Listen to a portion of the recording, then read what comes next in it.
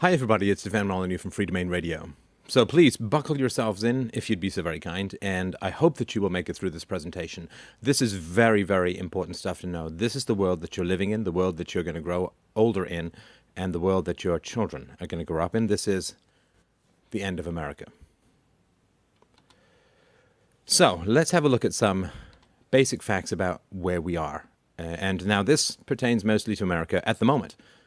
But Europe is a little further ahead, some other countries a little further behind. We're all on the same path in the West. It's the end of the West as we know it, which has challenges but also great opportunities as well. So we're generally told that there was a terrible recession. It was the greatest recession since the Great Depression of the 1930s. But boy, now recovery is underway and everything's looking better. This, unfortunately, is not true. This is not the same as it was before. Kind of fundamentally, we know that, right? So this is Congress's approval rating since 1974, and it's now down at around 5%. 5% approval rating for Congress. This is not a country with great faith in its leadership, and with good reason. So these are things that Americans in general like better than their lawmaking body. They like the TSA better than Congress. They're like people who hate the Olympics better than Congress. They like the most disliked company in America more than they like Congress. They like abortion more than Congress. Nixon more than Congress. Banks and financial institutions more than Congress. Paris Hilton more than Congress. And if that's not a sign of the apocalypse, I don't know what is. And they like socialism more than Congress. Well, that's a 2-for-1 because Congress is basically socialist. So what is going on with the American economy as a whole? Let's look at some information to give you the big picture, and we'll start looking at more specific details. And again, I really do thank you for your patience, but this is very important stuff. So this is civilian employment to population ratio. This is the percentage of working age people who are employed. You can see in the 1950s it was 56, 57, 58%. Why? Well, because the majority of women were not in the workforce. This is prior to the feminist revolution, getting women into the workforce and so on. And then that labor force participation begins to really rise. And now, despite the fact that most women are in the workforce, it's crashed down to 58%. 58%. I mean, this is astonishing. It means less than 60% of working-age Americans actually have a job. And this counts people who are in the public sector versus just the private sector. The public sector requires the private sector to generate income to have an income. So it's kind of parasitical, at least, ideology aside, economically, it is parasitical. And so this is really pretty terrible. And as you can see, it's not getting better after the recession. Wages as a percent of the economy, as you can see from 1950, 50, 52, 54%, and so on. Now they're down to 44%. They've really crashed, and they're not recovering. This is significant because this means that a significant amount of economic activity is not wage-based, which means that there's less consumer demand, less consumer confidence, and so on. And we'll get into that as we go forward. So what has basically happened? Well, really since the 1980s, there has been a massive explosion in borrowing. This is true for corporations and households and governments and so on. There's lots of different reasons for this. Certainly computers have greatly enhanced our capacity to make up magic monopoly fiat currency and pretend all of this future stuff is going on. But also because wages have stagnated or declined, particularly for the poorest, they've turned to credit to maintain their lifestyle. So household debt, as you can see here, from 87, and these are all in constant dollars unless otherwise notified, and the sources for all of this will be in the notes to the video or the podcast. So you can see here household debt just going up and up and up from 1977 onwards, from 750 billion to 2.3 trillion. Corporations, corporate debt. So you can see here, starting in the 1980s, it has just spiked like crazy. And it went down a little bit during the recession. Now it's climbing back up. And, of course, governments. This is federal government debt, total public debt, as you can see, again, starting in 1980, 1990, and so on, particularly after Y2K. It's just gone through the roof. And this is not the result of savings, right? So if you have a whole bunch of savings, then you can lend out more money. You can use that as collateral to borrow even more. But, of course, savings rates have declined. The U.S. government is purposefully crushing and controlling interest rates down to the lowest conceivable level, because otherwise they have to pay more than $1 trillion a year just to service their debt. As the saving rates decline, as interest rates decline, savings rates decline as well, because you're just not getting any money back by putting it in the bank and so on. And so this is all coming from the magic land of type whatever you want into your own computer to tell you how wealthy you are, which never lasts. So here's some examples of what happened in the early 1980s. So income growth and gains between 1917 and 2008. So as you can see, the richest people are gaining enormously, but the poorest, bottom 90%, it's really stagnant. And this is, when you create fiat currency, when you create money, which the government does perpetually and horrendously, the money that you create doesn't get dropped in helicopter bags over poor neighborhoods. The money that you create goes to those closest connected to the government first, and they get to spend it at the real. So they get to spend it at the existing rate of dollar value. As the money that they spend spreads throughout the economy, then what happens is inflation hits because there's too many dollars chasing too few goods and services. And so the poorest get the hardest hit from inflation, and the richest get the most benefit by getting their grubby hands first on the monopoly money that's created by the state. So this is one reason. There's many other reasons, but as you can see, this hasn't achieved the goal. I mean, the whole welfare state that started in the 60s, Lyndon Johnson's Great Society and so on, and Social Security, which started in the 30s, all of this was designed to close income disparities.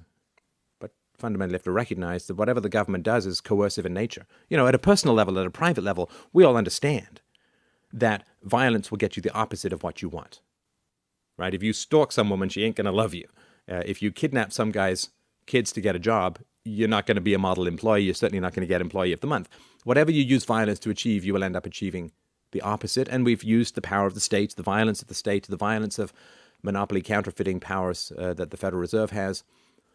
We've used the violence of the state to attempt to address complex social issues. And since violence always produces the opposite of what we claim we want, right? How's the war on drugs gone, right? How's the war on illiteracy? How's the war on poverty? Poverty was being solved in the 1950s. About a percentage point a year was being reduced. Government intervened and decided to help people.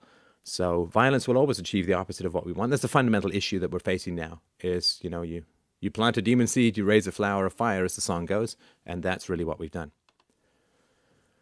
So average hourly earnings, do you ever get that feeling that you're just not getting any richer?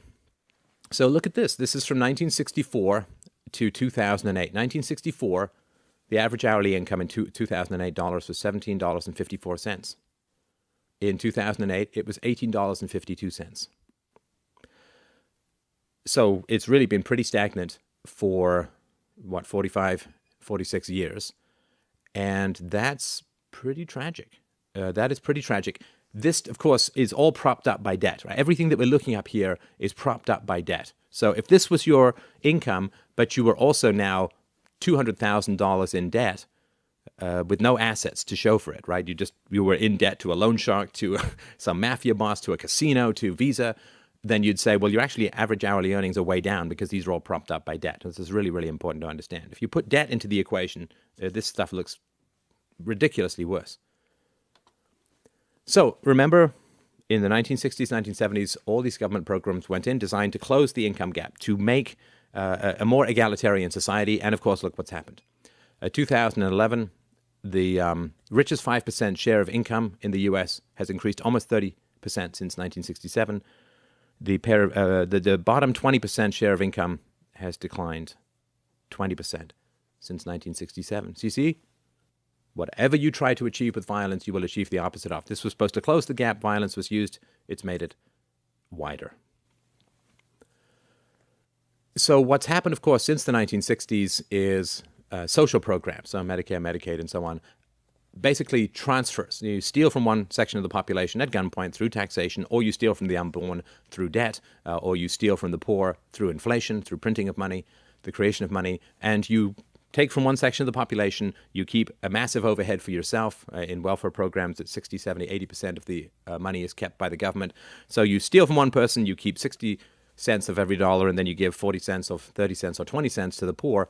Of course, the people who are bureaucrats love this kind of stuff. But here you can see this incredible rise in social programs, and this is fundamentally what's driving the deficit and the debt.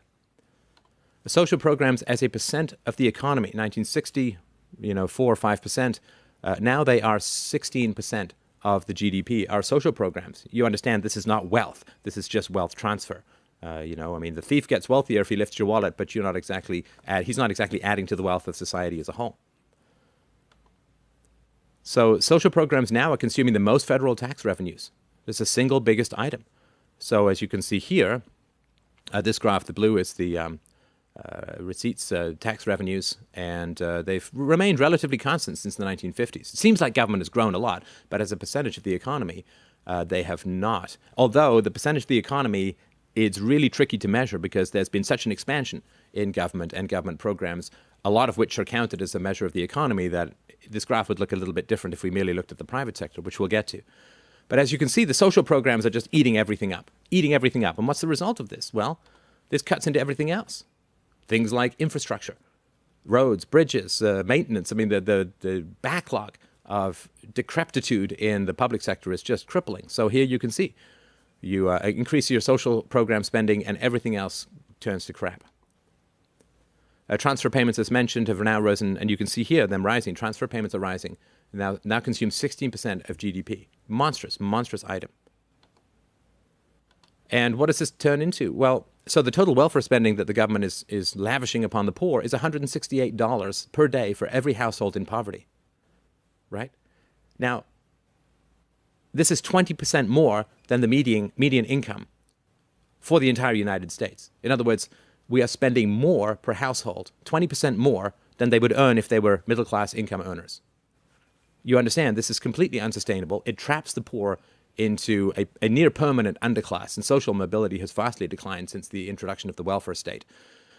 It really traps them because they have to have this huge chasm to leap over. Right? They've got to leap over what the work and education and experience it takes to get to more than 20% of the income. Now, of course, the poor aren't actually getting all of this money. They get all this trickle down. It comes in food stamps. It comes in, quote, free medical services, in subsidized housing, and so on. And this doesn't even count public schools, which is another form of welfare, because it's services for the poor, which have more children than the rich, which are paid for by the rich or the middle class. So this is not sustainable at all, and it's been completely catastrophic for the poor. Federal net outlays are 18 times what they were in 1970. And again, you can see here just this massive rise. A lot of this, right? Women go into the workforce, women need government subsidized daycare. Women go into the workforce and they pay more in taxes, which allows the government to use that as collateral to borrow more and print more. The welfare program traps people in a permanent underclass. And of course, when the government starts paying bills, the price cap of consumer resistance goes off completely. And so you can have all of this ridiculous overhead that goes into the healthcare system, and there's less pressure because the government is now paying more than 50 cents on the dollar for healthcare. So in the 1950s, 85% of all working age men had a job, and it's now below 65%. The other thing, of course, with the collapse of the family and the catastrophic rise in divorce in the 1970s and 1980s, one of the things that made men grow up and get jobs was being a father and the head of a household. That's not the case anymore.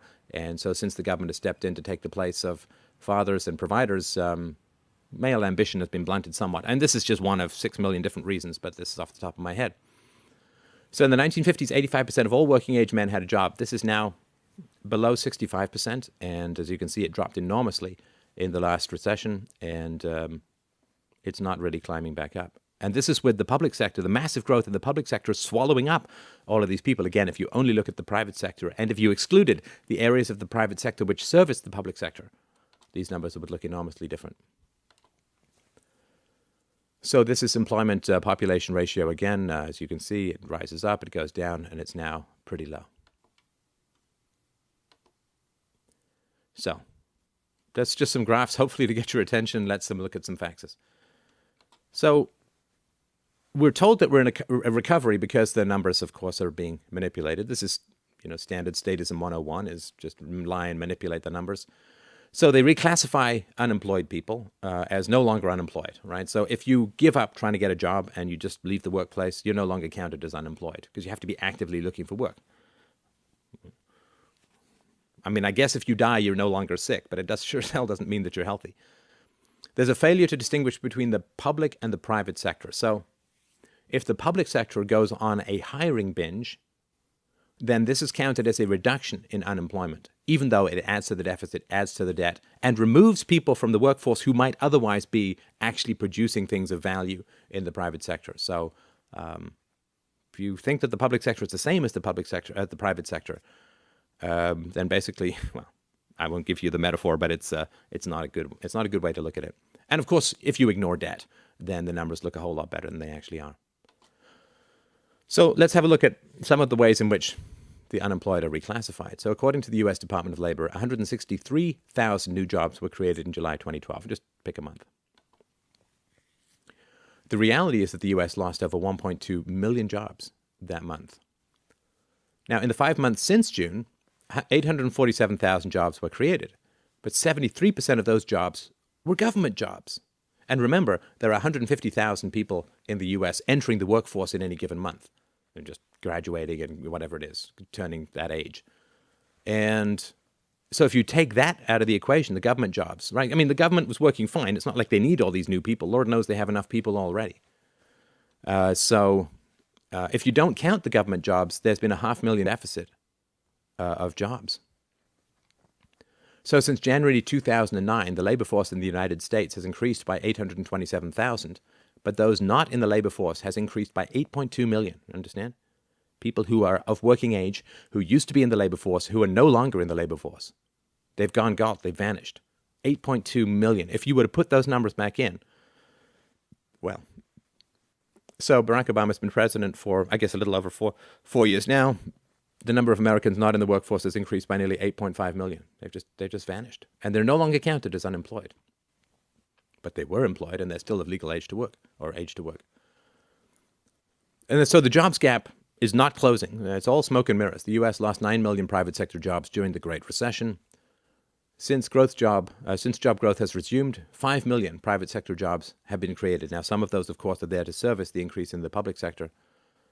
But the level of private sector jobs remains 13 million below the pre-crisis trend, right? So 150,000 jobs need to be created a month to keep up with the population growth.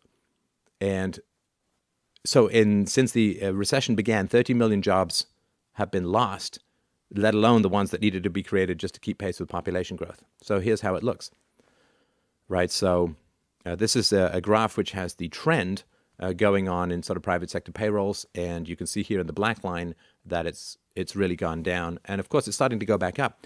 When the government hires a whole bunch of people, this stimulates private sector activity, right? So if the government opens up, the new department of, Bob's Let's Get Everyone Under 12 a Mohawk, department of whatever, then they need buildings, they need computers, they need training, they need office equipment, they need furniture, they need all of this stuff stimulated, but it's all nonsense. It's all smoke and mirrors. And it also drives up the price for everyone else. All the stuff that's being supplied to the new made-up government workers is driving up the price for everyone else because it raises demand in an artificial way. So it harms the private sector in a huge way. So unemployment since the recession has only tended to drop because people are leaving the workforce. It's not exactly what we want. Almost 550,000 Americans leave the labor force in any given month. So here's some more numbers, of course, since Jan 2009, 194,000 new jobs have been created. In that time, almost 15 million people have been added to the food stamp rolls. When Barack Obama first took office, long-term unemployed workers in the U.S., 2.6 million. There were long-term unemployed, 2.6 million. Now that number is sitting at 5.6 million. There are, it depends the numbers, you go 88, I've seen 102, 88 million working age Americans that are not employed and not looking for employment. Just sit on that number for a second. I know it's staggering. I've double checked it. There are about 88 million working age Americans not employed and not looking for employment. Right, so the percentage of working age Americans with a job has been under 59% for 39 months in a row. Now, since the recession, and certainly since 2000, there was a rise of manufacturing capacity and free trade in two areas, right? China and India. And this has been massively positive. China's experienced high single, double-digit growth rates, and in India, tens of thousands of people every month are being raised out of poverty as a result of free markets and free trade. But because America and Europe have very restrictive policies on manufacturing, right? Lots of pseudo-environmental concerns, lots of legalese, lots of legislation to control for health and safety stuff, which is really not necessary. Lots of things, unions and benefits and subsidies and all of that, pensions. So a lot of manufacturing has fled. So in 2000, about 20% of all jobs in America were manufacturing jobs. Now that's down to 5%. Manufacturing was the route out of the lower class to the middle class, right? You get here, you're broke, you get a job in a factory, you work there for 40 years, your kids go to college, bingo, bango, bongo, you're in the middle class. That avenue has dropped off catastrophically, and it continues to do so. So 60% of the jobs lost during the last recession were mid-wage jobs, medium-wage jobs. 58% of the jobs created since then are low-wage jobs, right? Right, so they're taking away your sirloin and giving you a half-frozen vegetable patty, right? So what's replacing what has been lost is not a one-to-one, right? What's replacing quality jobs is crap jobs, service sector jobs, and so on. The U.S. economy lost almost 250,000 small businesses during the recent recession, 220,000. In 2010, the number of jobs created at new businesses in the U.S. was less than half of what it was in 2000. And this is before Obamacare comes in, or I guess has come in. America is losing 500,000 jobs to China every single year. Now, of course, normally what would happen is if China was competing with you, people would get paid less in order to compete with China, or you'd find some other ways to innovate. But you're just losing jobs because it's illegal to pay less in many areas in the United States. And of course, the regulatory overhead is insane. So this is truly astounding. I mean, just mull this stuff over, particularly look at it from the standpoint of the hardworking poor, or the wannabe hardworking poor. The U.S. has lost an average of approximately 50,000 manufacturing jobs every single month since China joined the World Trade Organization in 2001. Lost 50,000 manufacturing jobs. I actually went to China in 2000 for business for about a month, and I could see all of this activity starting up, and I was like, ooh, I don't know that manufacturing is going to be a great place to be in North America anymore. I made my career adjustments accordingly. More than 56,000 manufacturing facilities in the U.S. have been shut down since 2001. So, you're a 40-year-old or 50-year-old factory worker, what are you going to do? What are you going to do? This is catastrophic. This is all not the result of the free market. This is a result of statist policies which have raised a protectionist wall around U.S. manufacturing to the point where it cannot compete. I mean, we can always compete with lower-waged people. I mean, you can always compete with lower-waged people because it's not like in India, the workers get 12 years full-time education paid for by the state. For everyone who's in manufacturing there, they have massive amounts of undereducation in India. So why can't you compete? Well, you can. It's just the government doesn't allow you to because there are too many restrictions on opening and running manufacturing facilities. About 20% of all U.S. adults are currently working jobs that pay poverty-level wages. I mean, they're functional serfs in the economy, and it's completely tragic. More than 40% of Americans who actually are employed are now working in service jobs, which are often very low paying. Again, really tragic. Less than 25% of all jobs in the U.S. are good jobs, and that number continues to shrink. And this includes government jobs. Again, take that out of the equation. I mean, it's just catastrophic.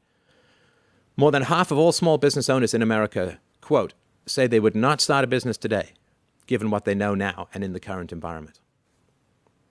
Talk to doctors, too. Oh, my God. So we really are facing the involuntary end of employment for massive sections of the population. Against their will. I mean, just look at, you ask for 300 jobs. You say 300 jobs are opening here, you'll get like 30,000 applications. People want to work. They're just not allowed to by force. In the U.S., more than 41% of all working-age Americans are not working. How sustainable is this? If you gather together all of the workers that are officially unemployed in the U.S. into one nation, they would be the 68th largest country in the entire world.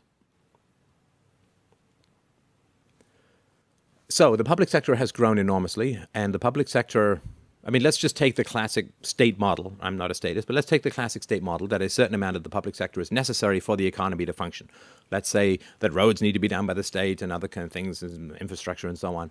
So let's say that. Of course, the government is way, way, way beyond where it used to be in terms of, it's at least 50 to 75 times what it was to provide those services in the past. So a growth in the public sector comes at the huge expense of the private sector. And that expense shows up in many ways. So clearly, the private sector has to pay more taxes, so there's more debt or more inflation to pay for the public sector. You have transferred people from being productive in the private sector to being parasitical in the public sector. You've driven up prices in the private sector for all the resources diverted to the public sector. I mean, the list just goes on and on. And of course, you're training people in skills for the public sector, which if and when they lose their skills in the public, they lose their jobs in the public sector, they have to be retrained, and it's a whole mess. So total compensation costs for management, professional, and related occupations, half of all state and local governments employed, averaged over $50 per hour worked. And we use the word worked here in the loosest possible sense. State and local government employees spent an average of $41.56 per hour worked for employee compensation in September 2012. Total employer compensation costs for private industry workers, instead of being $41.56 or $50.43, were $28.95, September 2012. In the U.S., the average federal worker now earns 60% more than the average worker in the private sector. And again, being a libertarian means always being sorry that you're right. It's like being a doctor telling some guy, stop smoking, stop smoking, stop smoking. Oh, shit, you have lung cancer. I'm sorry that I was right. I know I was going to be right. I'm sorry that I'm right. And this is clear. I mean, there's no limit fundamentally to rising prices in the public sector. I mean, there's no competition. There's no investors who can take their money elsewhere. There's no going out of business. So, of course, they're going to earn a whole bunch more. That's how you buy votes. This is the foundation of the Democrat Party. In 2006, only 12% of all federal workers made $100,000 or more per year. Now, 22% of all federal workers do. U.S. public pensions are $4.6 trillion short of the amount of assets needed to cover projected liabilities. Right? So they got a whole bunch of money, and they're supposed to invest that money, and they're supposed to pay their retirees out of that money. They're way underfunded. Of course, they lost a lot of money in the recession, and they're allowed to do these crazy calculations where they're allowed to say, I'm going to get an 8% return on investment, which hasn't been seen for decades, and they are just vastly underfunded. This is, of course, back to go and pillage the last kidney out of the last taxpayer to pay for all this nonsense, because pensions are a way of buying peace with public sector unions and private sector unions at the expense of the unborn, who have no say in the matter, can't vote, and don't even exist yet, right? Because you're kicking the can down the road when you give people pensions instead of wage increases, as is debt, right, fundamentally. So private sector job losses dwarf government gains. So since the start of the recession, the government has added 590,000 jobs, and the private sector has lost almost 8 million jobs. Since the Recovery Act, government has added 400,000 jobs. The private sector has lost 2.65 million jobs. Right. So the private sector is where you really need to look for the economic recovery. You cannot get economic recovery coming from the public sector. Right. That's like replacing your heart with a cancer. What is the payroll change since January of 2008? Right. Private sector has gone down minus 4%. All government has gone down minus 2%. Federal government, excluding the post office, has gone up almost 12%. And right, so this is just all the manipulation. Now, I mean, they're going to hire like crazy so they can bring their numbers down, and everyone at the Huffington Post can pretend that socialism works. The U.S. share of global GDP has fallen from 31.8% in 2001 to 21.6% in 2011. Do you understand? This is a complete catastrophe. It's gone down nearly a third in only 10 years. This is an utter collapse of the economy. 61% of all Americans were middle income back in 1971. Today, only 51% of all Americans are. Again, this includes the public sector. As we mentioned, in 1950, 80% of all men in the U.S. had jobs. Now, less than 65% of them have jobs. 1 out of every 4 American workers makes $10 an hour or less. $10 an hour or less. This is after the robot revolution. This is after the computer revolution. This is after the internet revolution. This is after the most massive potential gains in productivity that has ever occurred in the history of the world, in the history of any kind of economics whatsoever. And all of this has been diverted in a mad, violent plunge to attempt to redress social problems with the infinite, brutal, unsubtle club of government force. And this is the result. This is not what was planned, but this is what was predicted by anybody who had any sense of ethics property in the free market. Payroll change, this is from July 2012, payroll change since January 2008, minus 5 million. In the private sector, minus 4.61 million, right? So total payroll change has been minus 5 million. In the private sector, it's been the vast majority of that. 4.6 of that 5 million is in the private sector. The government has gone down 400,000 and change. The federal government, as we mentioned, has gone up 225,000 people. Okay, so this is startup jobs created per 1,000 Americans broken down by president. Bush Sr., Clinton, Bush Jr., and Obama. So let's look at how these numbers break down. Bush Sr., 11.3. Clinton, 11.2. Bush Jr., 10.8. Obama, 7.8. And this is not to pick on Obama. I mean, he, in a sense was promoted captain of the Titanic when it was 3 inches above the water. But you can see that these are really catastrophic numbers.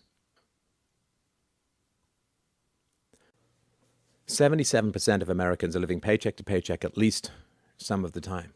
This is not how it was supposed to be. Median household income in America has fallen for 4 consecutive years. Overall, it has declined by over $4,000 over the last 4 years. Completely catastrophic. And this is a time of increased debt. 36% of Americans say that they don't contribute anything to retirement savings. A, they don't have the money, and B, they still believe in the mirage of Social Security. 24% of American workers say they have postponed their planned retirement age in the past year. The ancient, the new world. 43% of Americans have less than $10,000 saved up for retirement, which isn't going to do any good to you at all. 28% of all Americans do not have a single penny saved for emergencies, and this means that they're hanging by a thread above the chasm of falling out of even the lower classes into the dependent classes. So, 40, 50 years ago, America, like most of the West, launched a massive program to accelerate the end of poverty. Poverty was already being solved in the post-war period. This was to accelerate the end of poverty. Now, violence achieves the opposite of what you want it to achieve, and what has been the result of the war on poverty? Well, in the U.S. today, around 100 million Americans are considered to be either poor or near poor. Back in 2007, 19.2% of all American families had a net worth of 0 or less than 0. By 2010, that figure had soared to 32.5%. 40% of all Americans have $500 or less in savings. Right? You grow the economy primarily through putting money in the bank, which then gets lent to entrepreneurs who start new businesses, who provide new services, who invest in capital improvements to become more productive, who invest in education for their workers, whatever it is. You ain't saving, you ain't growing.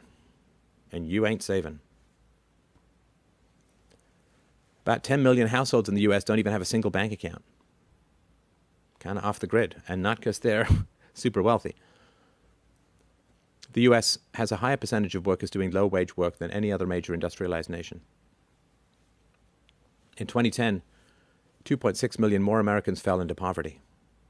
Largest increase ever seen since the U.S. government began keeping statistics on this back in 1959. Violence achieves the opposite. You wage a war on poverty, you will swell poverty. And this has huge results. These kinds of catastrophic wealth losses and losses of opportunity have huge results on things as fundamental as marriage. There are now 20.2 million Americans that spend more than half their income on housing. That's a 46% increase from 2001. Only 51% of all Americans that are at least 18 years old are currently married. Back in 1960, this was 72%. And marriage, of course, is the foundation for the mental, physical, social, emotional health of your children. And this is really, it's just producing more people who are going to have much higher risks to be criminals, drug addicts, abusers, and problematic bullies, and you name it.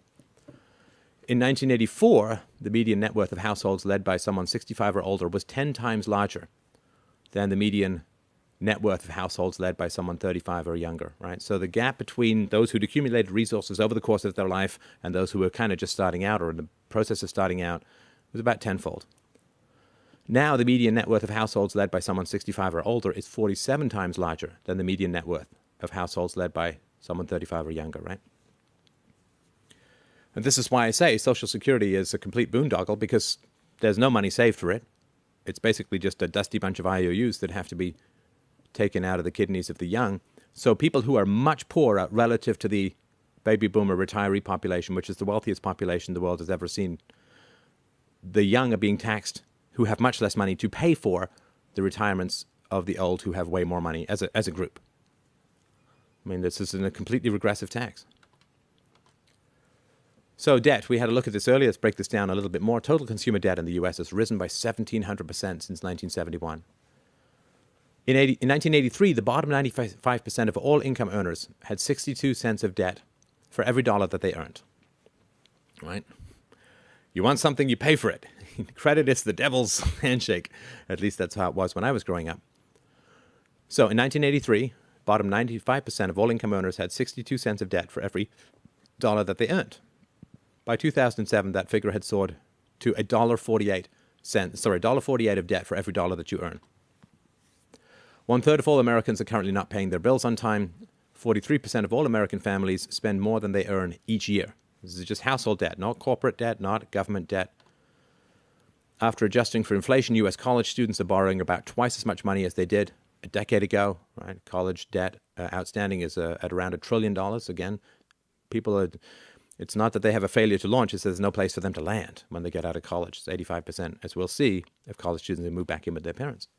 46% of all Americans carry a credit card balance from month to month, the infinite payment of compound interest. Of the U.S. households that do have credit card debt, the average amount of credit card debt is a truly shocking $15,799, at interest rates ranging from 13 to 18 to higher percentage. That's astonishing and astounding and incredibly hard to pay off. Americans are carrying a grand total of $798 billion in credit card debt. So if you were alive when Jesus was born, you spent $1 million every single day. Since then, you still would not have spent $798 billion by now. It's a lot of money. 45% of all auto loans are made to subprime borrowers. Ooh, that worked well with the housing market, didn't it? The ratio of household debt to personal income in the U.S. is now 154%. If that doesn't make your jaw drop and you to reach for a bar of gold, read it again. The cancer of inequality is growing enormously. We have become a Morlock kind of society. 83% of all U.S. stocks are in the hands of 1% of the people. 66% of the income growth between 2001 and 2007 went to the top 1% of all Americans. Only the top 5% of U.S. households have earned enough additional income to match the rising housing costs since 1975. For the first time in U.S. history, banks own a greater share of residential housing net worth in the U.S. than all individual Americans put together. The bottom 50% of income earners in the U.S. now collectively own less than 1% of the national wealth. You cannot build a society on this kind of inequality.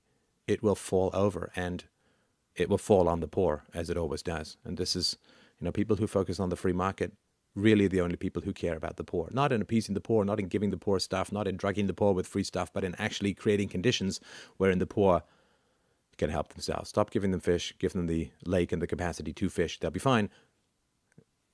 But this idea that we're going to use government power to help the poor is just created a situation of imminent catastrophe for the lower classes. In the United States today, corporate profits are at an all-time high. The percentage of Americans that are living in extreme poverty is also at an all-time high. And corporations are making and sitting on a hell of a lot of money. And one of the reasons they're not spending that money is something called regime uncertainty, which is what the hell is going to happen next from the legal system, from the law system, from the regulatory system, from the tax system, from you name it. They don't know. So they're waiting. And there's not that much demand because there's so little money sitting out there among the people. So more than 100 million Americans are enrolled in at least one welfare program run by the federal government, not even counting Social Security or Medicare. Back in the 1970s, about 1 out of every 50 Americans was on food stamps. Today, about 1 out of every 6.5 Americans is on food stamps. I mean, this is late Roman Empire, bread and circuses crap. It's just astounding. 1/4 of all children in the United States are enrolled in the food stamp program. Hey, didn't get rid of daddies, just do wonderful things for the family.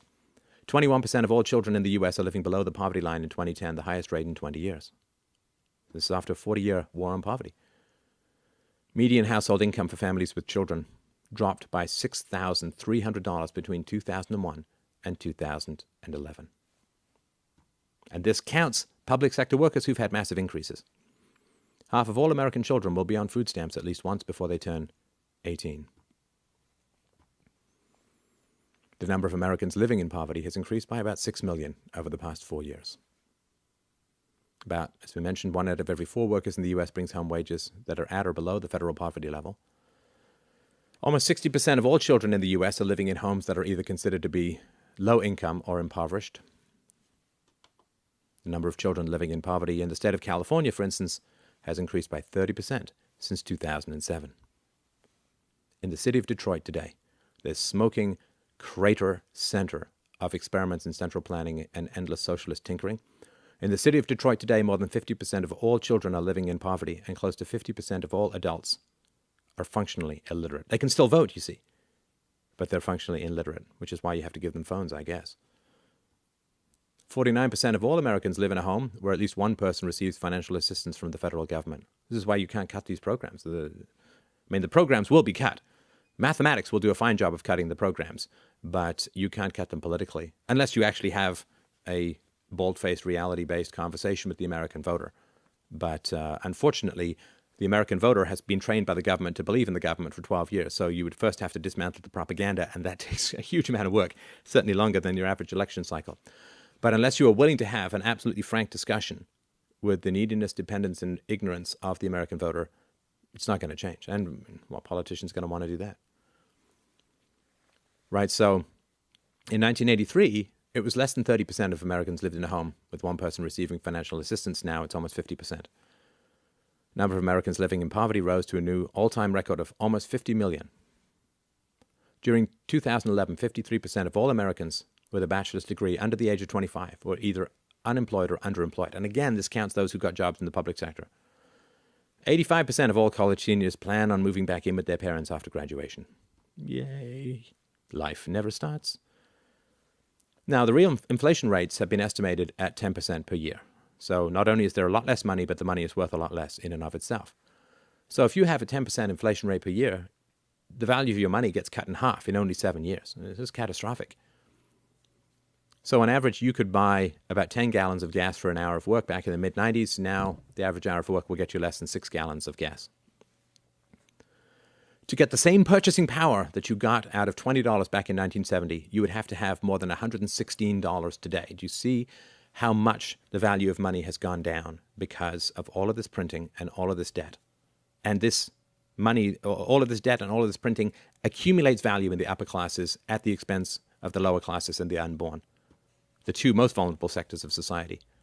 Right? The state is an illusion and a lion that lies to you and preys on the weakest. It says it only cares about the weakest. It will end up preying on the weakest. This, of course, is a central reason, as I mentioned before, why savings are so low. Government debt, i.e. your children's debt. During 2012, the U.S. government had to roll over nearly $3 trillion of old debt. The U.S. national debt is now more than 22 times larger than it was when Jimmy Carter became president, where it was relatively peanuts. During the Obama administration, the U.S. government has accumulated more debt than it did from the time that George Washington took office to the time that Bill Clinton took office. And please, let's not hear anything about how Bill Clinton's administration produced a surplus. That was all nonsense. That surplus was financial scumjiggery. And also, because there was a huge tech boom, taxes went up, but it was all a bubble. So I hope I won't get too much nonsense about that. If the federal government began right now to repay the U.S. national debt, not even counting interest, at a rate of $1 per second, it would take over 440,000 years to pay off the national debt. In other words, 3 showings of The Hobbit. If Bill Gates gave away every single penny of his fortune to the U.S. government, it would only cover the U.S. budget deficit, not the debt or the operating expenses, the budget deficit for about 15 days. It's never going to be repaid, people. Never going to. The U.S. national debt is increasing by about $150 million every single hour. So I better hurry up or I'm going to be $160 million worth of podcasting. During fiscal year 2012, 62% of the federal budget was spent on entitlements. Entitlements. Can't cut the government without cutting entitlements. And this whole Republican plan of, well, if you don't increase taxes, you will cut government spending. It's all nonsense. In 1965, only about 1 of every 50 Americans was on Medicaid. Today, 1 out of every 6 Americans is on Medicaid. Can you believe it? A government program grew and went over budget. First time for everything, I guess. So this is, as Doug Casey's mentioned, this is the Greatest Depression. The condition of the U.S. economy today mirrors the economic situation prior to the Great Depression. So there's slow economic growth, massive deficits, high unemployment and foreclosures, and a shaky banking system. Real unemployment, not the magic monkey numbering that goes from the government's statisticians, real unemployment is at the same level it was during the Great Depression, which is at about 25%. But now the drop in house prices and sales is actually worse than it was during the Great Depression. And the stock market has been dropping, and stocks are currently overvalued as much as 50%. And youth unemployment, of course, in the U.S. is now at the highest level that we've seen since World War II. But it's even worse in some ways. Because the Great Depression in the 1930s didn't have any of the structural economic and social problems, nor the massive unfunded liabilities and obligations. In 1929, just prior to the Great Depression, manufactured by the Federal Reserve, America was not $16 trillion in debt. It was not facing over $100 trillion in unfunded liabilities. Right? So the amount of money that the government is committed to pay that it can't pay is $360,000 per citizen. Not per household, not per co-joined twins, per citizen. In 1929, most of the states were not bankrupt, insolvent, and dependent on government handouts to survive. One county, Cook County, which includes Chicago, Illinois, now owes over $108 billion in debt, the biggest part of it in unfunded government employee pensions. That ball is still, right, that's that ball still rolling down towards Indiana Jones. These unfunded liabilities of the future are far worse than our existing problems.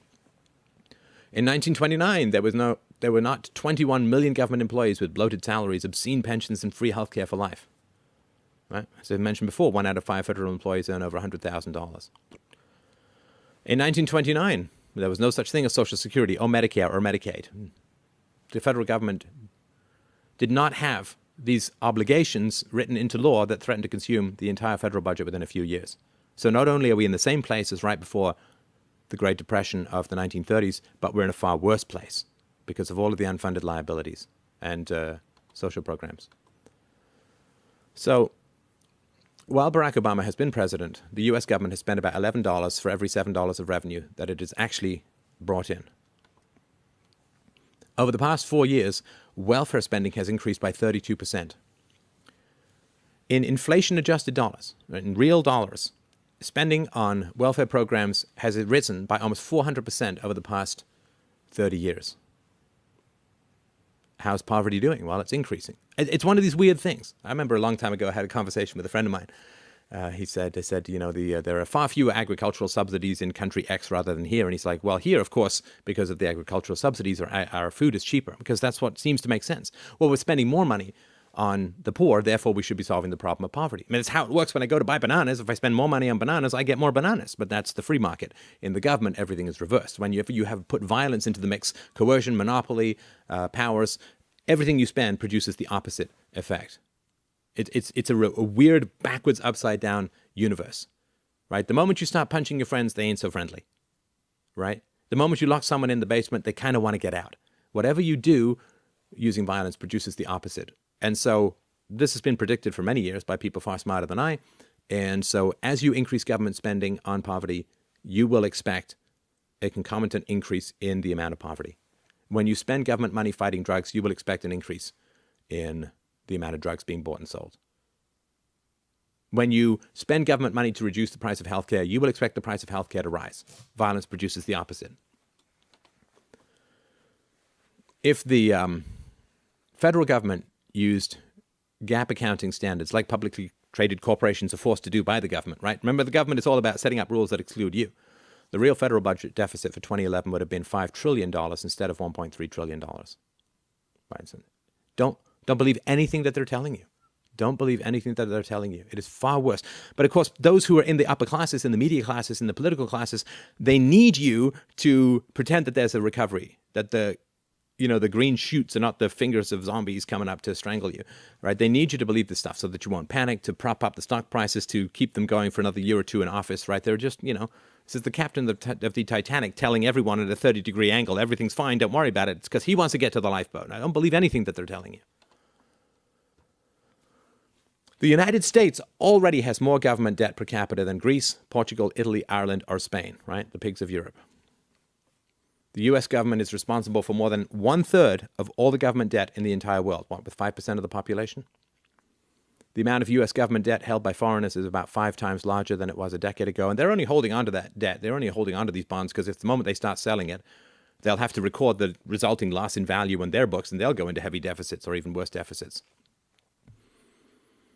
Between 2007 and 2010, US GDP grew by 4.26%, but the US national debt soared by 61%. And again, that GDP includes crap like healthcare. Healthcare is not, it's a cost, it's not wealth. And it includes government spending and government employees and so on, which is, anyway, I think I've made that point. So let's start summing up. The national debt is now more than 37 times larger than it was when Richard Nixon took the US off the gold standard. Oh, funny, you know, when you can print whatever money you want, you tend to print more money. The national debt is now more than 5,000 times larger than it was when the Federal Reserve was first created. Federal Reserve, I know everyone keeps emailing me, it's a private institution. It is not a private institution. It is not a private institution because it has monopoly powers granted to it by the state. The national debt jumped more on the very first day of fiscal year 2013 than it did from 1776 to 1941 combined. Let me say that again. It's really, really important to understand this. The national debt jumped more on the very first day of fiscal year 2013, first day, than it did from 1776 to 1941 combined. What with a civil war and World War I and the Great Depression and World War II. One day. These are end times. My calendar should have had an American flag on it. Historically, the interest rate on 10-year U.S. Treasuries has averaged 6.68%. If the average interest rate on the government debt rose to that level today, the government would have to spend more than $1 trillion a year just on interest on the national debt. But they're crushing you. You don't have a free market when two fundamental things are controlled by the government. You have a fascist system. If the government controls interest rates, you don't have a free market. If the government controls money, you don't have a free market. Because money and interest are the two foundations, the two signals, the two most important elements of stability and predictability that are needed to have a free market. So once the government has those things, you know, a guy's heart beats for a second or two after his head gets cut off, but doesn't mean he can win a marathon anytime soon.